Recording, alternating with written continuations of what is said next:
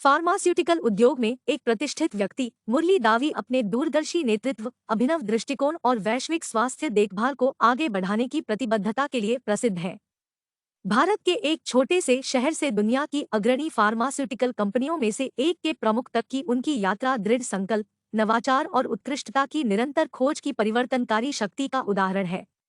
11 जनवरी 1950 को भारत के आंध्र प्रदेश के एक शहर मछलीपट्टनम में जन्मे मुरली दावी का प्रारंभिक जीवन मामूली साधनों से बीता। शिक्षा पर उनके माता पिता के जोर ने उनकी शैक्षणिक और व्यावसायिक सफलता की यात्रा की नींव रखी।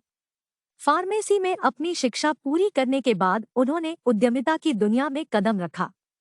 मुरली दावी की उद्यमशीलता यात्रा 1981 में शुरू हुई जब उन्होंने दावी की प्रयोगशालाओं की सहस्थापना की।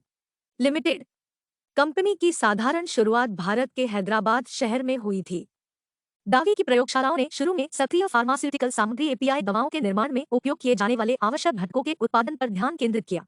मुरली दावी के नेतृत्व में गुणवत्ता, नवाचार और ग्राहक संतुष्टि के प्रति प्रतिबद्धता से प्रेरित होकर दावी की प्रयोगशालाएं तेजी से बढ़ी।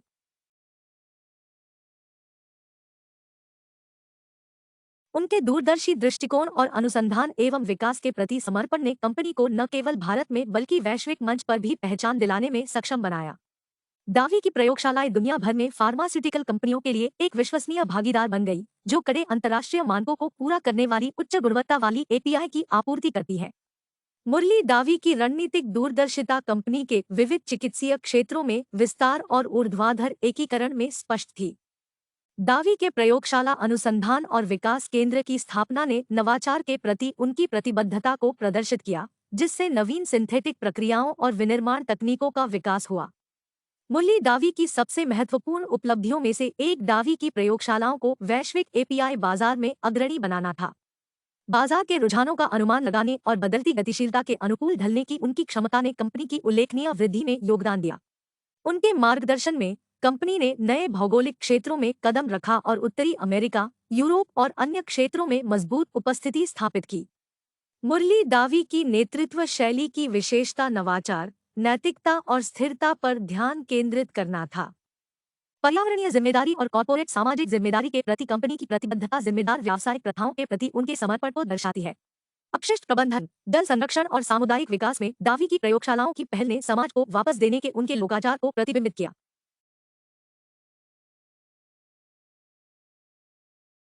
फार्मास्यूटिकल उद्योग में चुनौतियों का सामना करने के बावजूद मुरली दावी के दृढ़ संकल्प और लचीलेपन ने अनिश्चितता के दौर में कंपनी का मार्गदर्शन किया। निरंतर सुधार और अनुकूलनशीलता पर उनके जोर ने दावी की प्रयोगशालाओं को गुणवत्ता के लिए अपनी नेतृत्व स्थिति और प्रतिष्ठा बनाए रखने में सक्षम बनाया।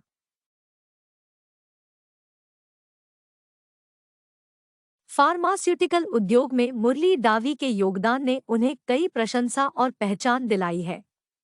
उन्हें भारतीय फार्मास्यूटिकल्स को वैश्विक मानचित्र पर लाने, देश की नवाचार और विनिर्माण उत्कृष्टता की क्षमता को उजागर करने में उनकी भूमिका के लिए मनाया जाता है। जैसे जैसे मुरली दावी की यात्रा जारी है, वह कंपनी के विकास और वैश्विक स्वास्थ्य सेवा की उन्नति के लिए प्रतिबद्ध है।